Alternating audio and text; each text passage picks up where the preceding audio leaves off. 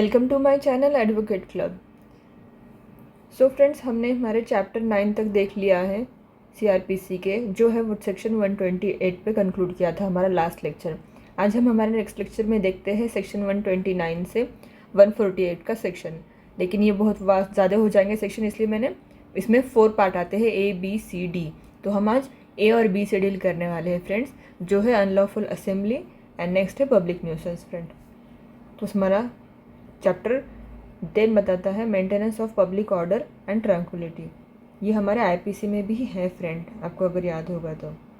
And next है हमारा पहला जो हमारा सेक्शन है फ्रेंड, वो है section 129, dispersal of assembly by use of civil force. Any executive magistrate, इसमें कौन आएगा फ्रेंड्स? एग्जीक्यूटिव मजिस्ट्रेट का पावर आएगा। और इसमें जो प्रोसीडिंग चलेंगी फ्रेंड, वो जुडिशियल प्रोसीडिंग होती है।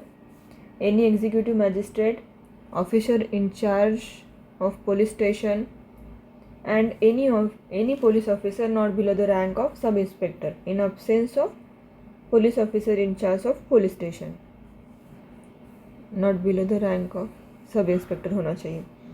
यह अथॉरिटी डिसबर्स करने के लिए जो असेंबली रहेगी, ये 3 जो पर्सन है ये अथॉरिटी रहेगी फ्रेंड। ये 2 रहेंगे अथॉरिटी में, पुलिस इंचार्ज या एग्जीक्यूटिव मजिस्ट्रेट, ये दोनों का पावर आएगा इसमें। इन शॉर्ट प्रोविजन क्या है इसमें friend? Disbursal of unlawful assembly और असेंबली ऑफ 5 और मोर पर्सन। ये हमने आईपीसी में देख रखा है। जो असेंबली होती है अनलॉफुल, वो उसके कितने मेंबर होते हैं? 5 या मोर मेंबर होते हैं फ्रेंड। तो सेम यहाँ पर है 5 और more person which may cause disburse of the public peace by use of civil force. If upon being commanded any assembly does not disappear, पहले क्या होता है फ्रेंड इसमें?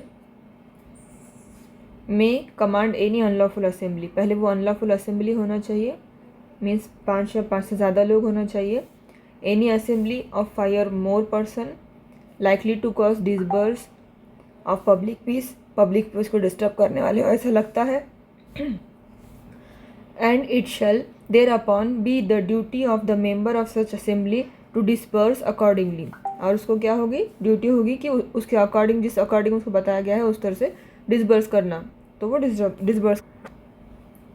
If upon being so commanded any such assembly does not disburse, बोलने के बाद भी disburse नहीं होते हैं वो लोग जो असेंबली जमा हुई। और if without being so commanded it conduct itself in such a manner as to show a determination not to disburse, या ऐसा दिखावा करते कि हमने डिसबर्स हो गए, तब एनी एग्जीक्यूटिव मैजिस्ट्रेट क्या करेगा? कोई भी एग्जीक्यूटिव मैजिस्ट्रेट जो होंगे या फिर पुलिस ऑफिसर होंगे, जो हमने अथॉरिटी ऊपर देखी थी, वही अथॉरिटी क्या करेंगे?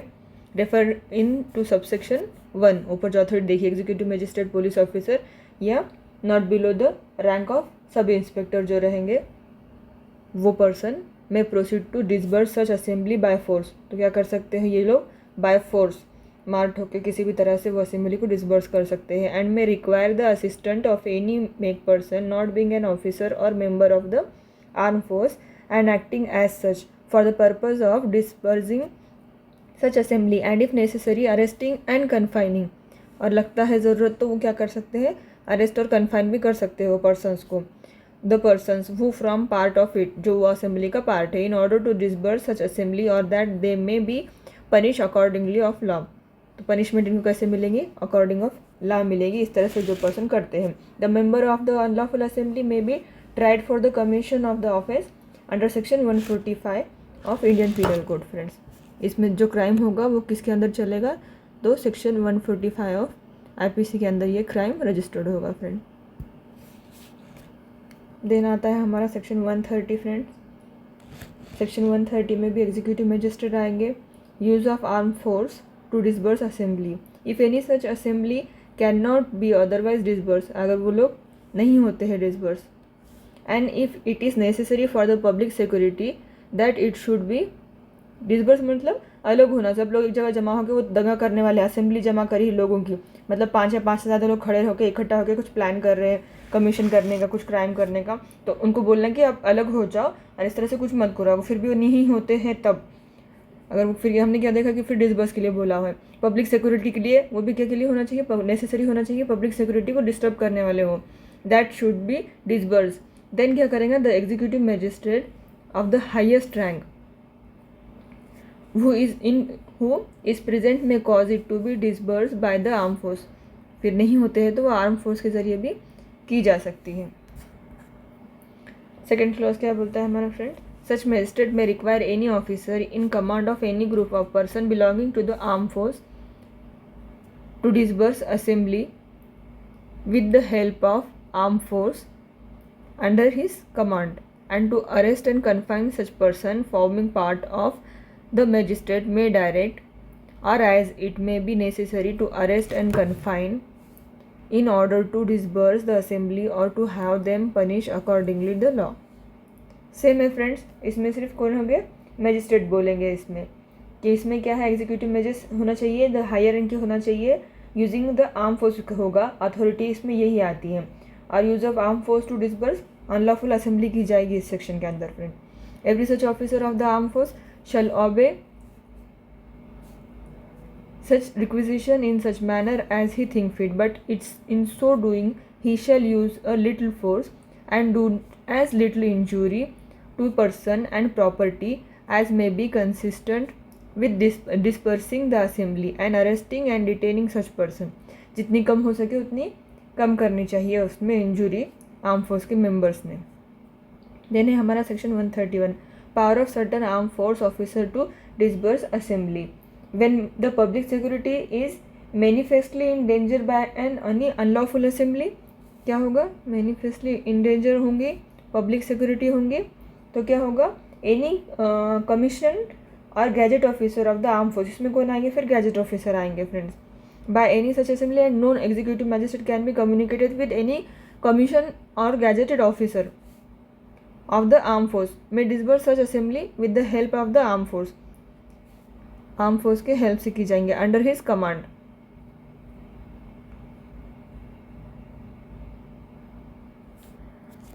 In short, in this section, when the public security is manifestly injured and no executive magistrate can be communicate with, then in that case, any commission or gazetted officer of the armed force may disperse the assembly with the help of the armed force under his command, and while he is acting under this section, it become practicable to communicate with magistrate, then he shall obey his instruction।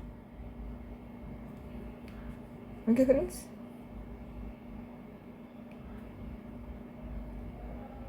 उसके instruction क्या करना पड़ेंगे, same S follow करना पड़ेंगे। अगर वो instruction में अगर नो एग्जीक्यूटिव मैजिस्ट्रेट है देन वो क्या करेंगे, खुद करेंगे, आर्म फोर्स की हेल्प से, आर्म फोर्स की हेल्प से करेंगे, या तो फिर अगर मैजिस्ट्रेट के साथ हेल्प ले रहे हैं तो क्या करेंगे, उनके बताए हुए डायरेक्शन को ओबे करेंगे वो लोग। नेक्स्ट सेक्शन है हमारा सेक्शन 132, और हमारा सेक्शन 132 बताता है friends, protection to person against prosecution for any act purporting to be done under section 129, 130 and 131 except with the previous sections of state or the central government. In all those cases where sanction is necessary, it must be obtained before making the complaint। इसमें क्या बोला है friend, complaint, no prosecution against any person for any act purposely done by the above sections shall institute any criminal court। क्या कर सकते हैं, any criminal court कर सकते हैं, लेकिन एक्सेप्ट क्या होगा, एक्सेप्ट आएगा इसमें with the sanction of central government, sanction लेना पड़ेगी किसकी, सेंट्रल गवर्नमेंट की। Where such person is an officer और मेंबर ऑफ आर्म फोर्स, जब वो आर्म फोर्स के मेंबर हो गए तब, या सैंक्शन लेना पड़ेगी स्टेट गवर्नमेंट की, कोई अदर पर्सन हो गए तब।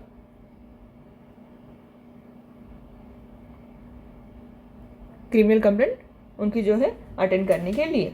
ओके फ्रेंड, नेक्स्ट है हमारा, नो एग्जीक्यूटिव मैजिस्ट्रेट और police officer acting under any of the set sections in good faith. अगर गुड फेथ में किया होगा उन्होंने तो नहीं होगा। जो ऊपर एग्जीक्यूटिव मैजिस्ट्रेट देखा हमने, पुलिस ऑफिसर देखा फ्रेंड, वो कोई काम कर रहे थे और उन्होंने ऐसा काम किया, तो अगर उन्होंने गलत से काम किया तो उनके अगेंस्ट क्या हो सकता है, प्रोसिक्यूशन भी रजिस्टर हो सकती है क्रिमिनल कोर्ट में। लेकिन इसके ऐसे सैंक्शन लगेंगी, सेंट्रल गवर्नमेंट का बंदा होगा तो सेंट्रल की होगी सैंक्शन, आर्म फोर्स का बंदा होगा तो सेंट्रल की परमिशन लगेगी, और कोई अदर बंदा होगा तो उसके लिए स्टेट की परमिशन लगेगी। लेकिन अगर उन्होंने ये काम गुड फेथ में किया है तो ऐसा कुछ नहीं होगा। No person doing any act in good faith in compliance with requisition under section, जो ऊपर सेक्शन बताए हुए 129 एंड 130 में से कंप्लाइज करते हैं और गुड फेथ में होगा तो भी जो है तो नहीं लगेगा ये no officer of the arm force acting under section 138 के हिसाब से करता है, गुड फेथ में होगा तो भी नहीं लगेगा। No member of the arm force doing any act in obedience of to any order which he was bound to obey, अगर उस करने को बोला गया था और उस हिसाब से वो कर रहा था, to be deem to have thereby committed any office, और उसके बाद ऐसा कुछ करना चाह रहा था, उस बार कोई ऑफेंस हो जाता है तब। In this section and in the proceeding sections of this chapter, और इसके अंदर अभी यहाँ पे डेफिनेशन दे रखी है आर्म फोर्स की वगैरह। तो अभी हमने क्या देखा फ्रेंड्स, ये लोगों को छोड़ के नीचे जो हमने पर्सन्स देख रखे हैं, इनको छोड़ के क्या होगा, क्रिमिनल कंप्लेंट दाखिल की जा सकती है बाकी लोगों पर। और यहाँ पर है हमारा आर्म फोर्स के जो मेंबर का एक्सप्रेशन दे रखा है, मीन द मिलिट्री के, नेवल के एंड एयर फोर्स के जो operating as a land force होते हैं, and includes any other arm forces of the union so operating, इनके अंदर जो काम करते हैं वो आर्म फोर्स के जो होंगे मेंबर्स होंगे, ऐसा बताया जा रहा है।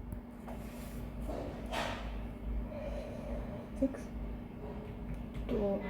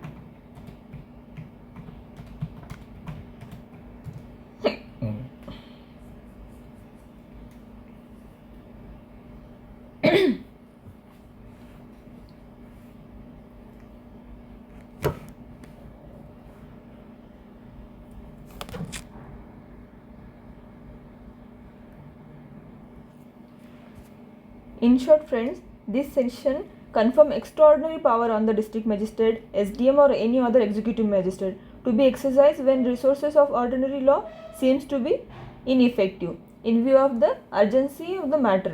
This section na removal of physical obstruction or nuisance के लिए है friend. Thus the sole object of this section is to ensure the danger or obstruction which are to cause the public nuisance should be removed at earlier, जितने fast हो सकता है उतने fastly वो जो पब्लिक न्यूसेंस होने वाला है उसको रिमूव करने के लिए सब पावर दिए हुए है डिस्ट्रिक्ट मजिस्ट्रेट को, सब डिस्ट्रिक्ट मजिस्ट्रेट को और एग्जीक्यूटिव मजिस्ट्रेट को। Magistrate may act upon receiving any information from police officer or police and before proceeding further, public के साथ, पब्लिक ने बोला है या किसी पुलिस ऑफिसर ने बोला है उसके रिपोर्ट पे उसकी इन्फॉर्मेशन जो रिसीव होती है उसके ऊपर वो काम करेंगे फर्दर फ्रेंड।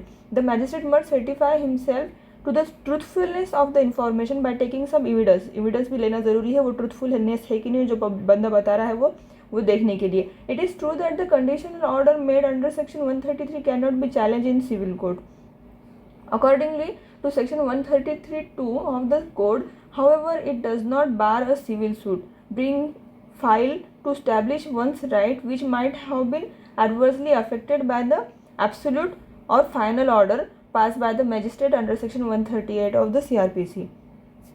सिविल सूट नहीं लगा सकते हैं फ्रेंड इसमें, या सॉरी 133 में जो भी है उसको क्या बताया यहाँ पर बताया गया फ्रेंड। देखिए इसको, no order duly made by magistrate under this section shall be called in question by any civil court. तो सिविल कोर्ट में चैलेंज नहीं किया जाएगा 133 का जो भी ऑर्डर पास होगा फ्रेंड। हाउएवर 133(2) जो सब क्लॉज है उसमें जो है बार नहीं है सिविल सूट के वास्ते, उसमें सिविल सूट लगाया जा सकता है फ्रेंड। बस ये सेक्शन इतना ही बताता है। देन इसका एक्सप्लेनेशन है फ्रेंड, उसमें पब्लिक प्लेस का जो एक्सप्लेनेशन बताया गया है includes also property belonging to the state. Public place में क्या आएंगी, जो प्रॉपर्टी है वो बिलोंगिंग टू द स्टेट को आती है, encamping ground and ground left unoccupied or sanitary और रिक्रिएटिव पर्पस, ये जो इतने पर्पस है उसको भी पब्लिक प्लेस के डेफिनेशन में लिया हुआ है फ्रेंड, उसका एक्सप्लेनेशन दिया है पब्लिक प्लेस का। देन है सेक्शन 134 सर्विस और notification of order. The order shall if practicable be serve on the person against whom it is made in the manner herein provided for the service of summons. ऊपर हमने जो service of समन का manner देखा था friend, उसी तरह से जो ऑर्डर है इसका वो सर्व किया जाएगा वो पर्सन पे नोटिफाई करने के लिए। If such order can not be so serve it shall be notify by order can not be so serve or notify bye proclamation. हमने देखा था पहले समन्स भेजेंगे, फिर हम क्या भेजेंगे, वारंट भेजेंगे। देन उसके बाद भी वो नहीं आता तो हमने देखा था कि प्रोक्लेमेशन आएगा, जो हमने देखा था सेक्शन 61 में था हमारे। तो उसके बाद क्या आया था, प्रोक्लेमेशन। प्रोक्लेमेशन के बाद आया था उसकी जो प्रॉपर्टी थी उसको एक्नॉलेज कर लेना, एक्वायर कर लेना, तो वो फोरफीचर ऑफ प्रॉपर्टी था उसमें फ्रेंड। तो उसके जो प्रकार है समन्स देना है, समन्स के बाद भी वो नहीं आता है तो प्रोक्लेमेशन इसमें पब्लिश कर देना है किसी भी न्यूज़पेपर में। In such manner as the state government may by rule direct any copy of, जैसा स्टेट गवर्नमेंट बताएंगे उस तरह से। एंड इसकी जो कॉपी है there of shall be struck up as such place or place as may be fits for conveying the information to such person. जैसे कि हमने देखा था किसी भी कॉन्स्पिशियस पार्ट पे जो है लगाना था उसकी इन्फॉर्मेशन, उसका जो कॉपी था वारंट का, उसको पता करने के लिए, उसको मालूम होने के लिए कि ऐसे ऐसे तुम्हारे लिए प्रोक्लेमेशन निकला है तुम्हारे नहीं आने की वजह से। बस सेम बोलता है सेक्शन 134। देन हमारा सेक्शन 135 है friend, person to whom order is address to obey और शो कॉज। तो इसमें जो है the person against whom such order is made, जिसके अगेंस्ट में ये ऑर्डर मेड हुआ है उसको क्या करना पड़ेगा friend, perform within the time, वही टाइम के अंदर, and the manner specified in the order, जैसा ऑर्डर में दिया हुआ है स्पेसिफाई किया हुआ उसी तरह से परफॉर्म करना होगा और उसकी तरह से एक्ट करना होगा उसको। Appear in accordance with such order and show cause against the same, appear होना पड़ेगा उस ऑर्डर के हिसाब से और उसको कॉज बताना पड़ेगा कि क्यों वो ऑर्डर कैसे अकॉर्डिंगली जो भी ऑर्डर हुआ उसके अंदर क्यों, शो कॉज बताना पड़ेगा उसको क्योंकि कॉज क्या था उसका ऐसा करने के पीछे। देन है हमारा section 136 consequences of his failing to do so. अगर वो ये सब करने में फेल हो जाता है तब कॉन्सिक्वेंसेज क्या होंगे। If such person does not perform such act or appear and show cause he shall be liable to penalty prescribe in behalf under section 188 of IPC and the order shall be made absolute. फिर अगर वो नहीं आता है, perform नहीं करता है, appear नहीं होता है तो उसको पेनल्टी लगेगी, शो कॉज नहीं बताता है तो वो पेनल्टी क्या में लगेगी, वो पेनल्टी लगेगी सेक्शन 188 में of Indian penal code. And जो हमारा सेक्शन 188 ऑफ IPC का बताता है disobeying to the order duly promulgated by the public servant, and वो है पनिशेबल, सिंपल इम्प्रिजनमेंट होती है उसमें 1 मंथ की और फाइन होता है 200 रुपये, एंड वो कॉग्निजेबल है, बेलेबल है और ट्रायबल बाय मैजिस्ट्रेट है फ्रेंड। तो ये क्या है फ्रेंड, ऑर्डर प्रोमुलेट करने वाला पब्लिक सर्वेंट का डिसओबे करते या मानते नहीं हैं तो उसके लिए है फ्रेंड। तो सिंपल है, इसमें पनिशमेंट जो है सिंपल होगी, 1 मंथ की होगी एंड 200 रुपये का फाइन होगा फर्स्ट में। और उसमें 2 पार्ट है फ्रेंड, सेकंड पार्ट में उसमें कितना है 6 मंथ है पनिशमेंट एंड 1000 रुपये का फाइन है फ्रेंड। कॉग्निजेबल और बेलेबल है, ये भी ट्रायबल बाय मैजिस्ट्रेट ही फ्रेंड। यस, देन चलिए आगे चलते हैं। हमारा सेक्शन 137 चल रहा है। हमारा सेक्शन 137 बताता है procedure where existence of public right is denied. Public right का जब डिनाइड होता है तो उसके बारे में यह सेक्शन बताता है। Where an order is made under section 113 for the purpose of preventing obstruction, nuisance or danger to the public in the use of any way, river, canal or place, the magistrate shall on the appearance before him or the person against whom the order was made question him as to whether he denies the existence of any public right in the respect of the way, river, canal and place, and if he does so the magistrate shall before proceeding under section 138 inquire into the matter। Magistrate क्या करेगा, inquire करेगा वो matter को, अगर जो है वो deny करता है तब। सेकेंड क्लॉज है if in such inquiry the magistrate finds that there is any reliable evidence in support of such denial, he shall stay the proceeding until matter of the existence of such right has been decided by competent court, and if he finds that there is no such evidence, he shall proceed as laid down in section 138. अभी section 138 में proceeding बताई हुई है friend, किस तरह से करना है उस तरह से चलाया जाएगा। पहले तो वो क्या करेगा, देखेगा कि रिलायबल एविडेंस है और कोई भी डिनाइल जो कर रहा है उसके सपोर्ट में, मतलब उसने कुछ नहीं किया, अगर वो ऐसा बता रहा है और ऐसा लग के भी आता है मैजिस्ट्रेट को, तो मैजिस्ट्रेट क्या करेगा, स्टे कर देगा प्रोसीडिंग। कब तक करेगा, जब तक कि कंपिटेंट जो कोर्ट है वहाँ से उसका फाइनल डिसीजन आ नहीं जाता। या तो फिर क्या करेगा, कोई एविडेंस मिल नहीं रहा है तो लेट डाउन जो 138 में प्रोसीडिंग है उस तरह से चलाएगा उसको। आगे हम देखेंगे हमारा सेक्शन 138, तो उसमें पता चल जाएगा।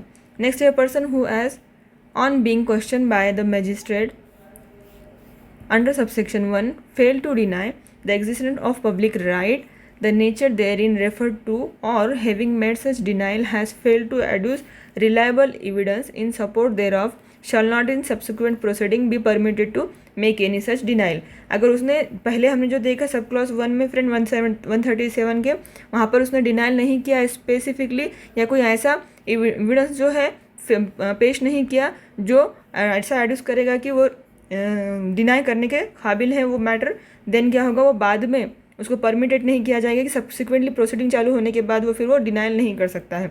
उसको फर्दर पहले ही जो स्टेप है वहीं पर डिनाइल करना पड़ेगा, आगे वो डिनाइल नहीं कर सकता। ये बताता है हमारा 137। देन है हमारा section 138, procedure where he appear to show cause. अगर वो शो कॉज दिखाने के लिए अपियर होता है तो प्रोसीजर क्या होगा, if the person against whom an order under section 133 made appear and show cause against the order, the magistrate shall take evidence in the matter as in summons case. Summons case में जैसा लिया जाता है matter में evidence, उसी तरह से magistrate क्या करेगा, इसमें ऑनरेबल मैजिस्ट्रेट क्या करेंगे, समन्स केस की तरह एविडेंस ले लेंगे। If the magistrate is satisfied that the order either as originally made or subject to such modification as he consider necessary is reasonable and proper, order shall be made absolute without modification as the case may be with such modification। अगर लगता है modification करने की need है, satisfies होते हैं court अगर, तो मॉडिफाई करेंगे उस ऑर्डर को, अदरवाइज वैसे ही रखेंगे। If the magistrate is not so satisfied no further proceeding shall be taken in this case. अगर मैजिस्ट्रेट सेटिस्फाइड नहीं होते तो फर्दर प्रोसीडिंग क्या होगी, इस केस में नहीं होगी। Then in section 139, power of magistrate to direct local investigation and examination of an expert।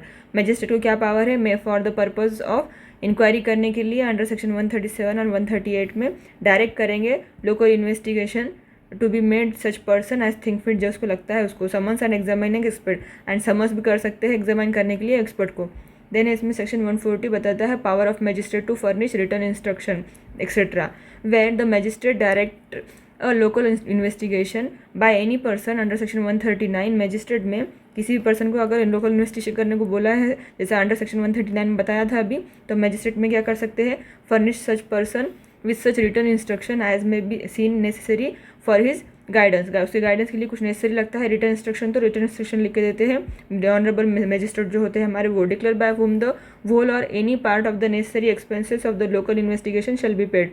अगर कुछ पेड करने की नेसेसरी लगती है लोकल इन्वेस्टिगेशन के लिए एक्सपेंसेस, तो वो भी दिया जाएगा। The report of such person may be read as evidence in the case. Report जो भी वो पर्सन फाइल करेगा उसको क्या होगा, एविडेंस की तरह ही केस में यूज़ किया जाएगा। देन है where the magistrate summons and examine an expert under section 139। Magistrate क्या करते हैं, समन्स करते हैं, हमने देखा था ऊपर एक्सपर्ट को अंडर सेक्शन 139 में। तब क्या होगा, magistrate may direct by whom cost of such summoning and examination shall be paid, उसको भी क्या किया जाएगा, पेड किया जाएगा, उसका जो कॉस्ट लगेगा वो। देन है हमारा section 141, procedure on order being made absolute and consequences of disobedience.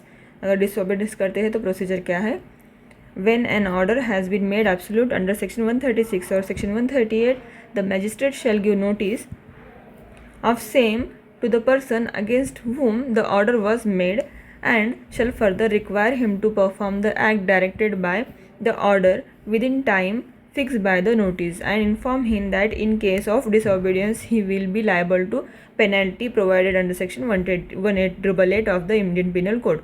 तो उसको नोटिस दिया जाएगा जिसके अगेंस्ट में वो ऑर्डर पास है, और उसको डायरेक्ट किया जाएगा कि दिए वाले टाइम में नोटिस के तुम जो है परफॉर्म कर दो तुम्हारी ड्यूटी। अगर वो नहीं करता है, डिसओबीडियंस करता है, तो लायबल होगा किसके लिए, पनिशमेंट के लिए, जो बताई गई है सेक्शन 188 ऑफ आईपीसी में, जो हमने ऊपर देख रखा है फ्रेंड। देन है next sub clause 2, if such act is not perform within the time fix, अगर वो नहीं करता है, not perform within time fix, the magistrate may cause it to be perform, उसको परफॉर्म कराने लगाएगा, and may recover cost, cost भी उससे रिकवर करेगा, performing it either by sale of any building, good or other property removed by his order, or by distress and sale of any other movable property of such any person within or without such magistrate local jurisdiction में हो या ना हो, वो property को बेच के या कोई मूवेबल गुड है तो उसको बेच के क्या करेंगे, उसके एक्सपेंसेस लेंगे, and if such other property is without such jurisdiction the order shall authorise its attachment and sale when endorse, अगर वो जुरिस्डिक्शन में होगा तो जुरिस्डिक्शन में करेंगे, अगर जुरिस्डिक्शन नहीं होगा तो उसको अटैच कराया जाएगा और उस जिस मैजिस्ट्रेट के जुरिस्डिक्शन में है वहाँ से वो करा के लिए जाएगा, by the magistrate within whose local jurisdiction the property to be attach is found, जिसके भी जुरिस्डिक्शन में होगा वहाँ से करा के लिया जाएगा उसका ऑर्डर का execution. No suit shall lie in respect of anything done in good faith under this section, अगर गुड फेथ के अंदर इस सेक्शन के अंदर कुछ किया होगा तो कोई भी सूट लायबल नहीं, सूट के लिए वो लायबल नहीं होगा।